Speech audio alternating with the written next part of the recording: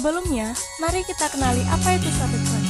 Dikutip dari pendapat Theory Matilda, cybercrime adalah perbuatan melanggar hukum atau kejahatan virtual yang memanfaatkan media komputer yang terhubung ke internet dan mengeksploitasi komputer lain yang terhubung dengan internet.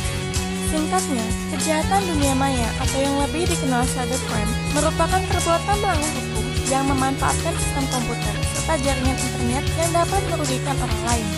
Adapun 4 ciri-ciri khusus yang ada pada kejahatan dunia maya ini, diantaranya tanpa kekerasan, sedikit melibatkan kontak fisik, menggunakan peralatan dan teknologi, serta memanfaatkan jaringan telematika global. Secara umum, ada berbagai jenis atau kategori kejahatan cybercrime, namun yang paling sering terjadi di Indonesia salah satunya adalah illegal content, yaitu kejahatan dalam dunia maya dengan memasukkan data atau informasi ke internet tentang sesuatu hal yang tidak benar, atau biasa disebut hoax.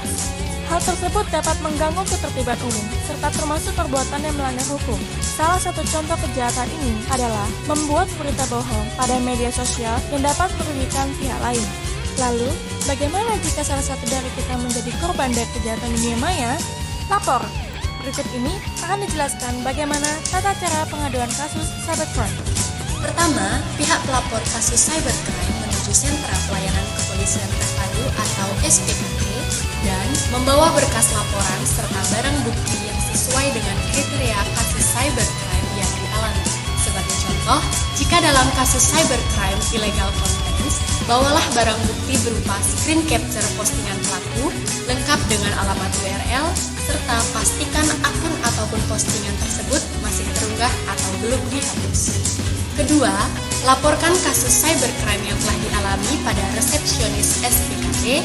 Petugas resepsionis SPKT akan menanyakan perihal barang bukti yang memenuhi kriteria dalam kasus cybercrime yang telah dilaporkan. Ketiga, petugas resepsionis SPKT akan mengarahkan pelapor ke piket fungsi Direktorat Reserse Kriminal Khusus atau Ditreskrimsus untuk mengkonsultasikan barang bukti yang dibawa oleh pihak pelapor dalam kasus cybercrime. Keempat, setelah proses konsultasi dan barang bukti telah memenuhi syarat, petugas piket fungsi Ditreskrimsus akan membuatkan laporan polisi perihal kasus yang dilaporkan. Lalu akan diregister ke Sentra Pelayanan Kepolisian Terpadu atau SPKT. Kelima, jika laporan polisi sudah melalui proses register, kemudian pihak pelapor diarahkan untuk membawa laporan polisi tersebut ke unit cybercrime pada Ditreskrimsus agar dilakukan proses lebih lanjut dalam pencarian pelaku. Nah, seperti itulah tata cara pengaduan kasus cybercrime.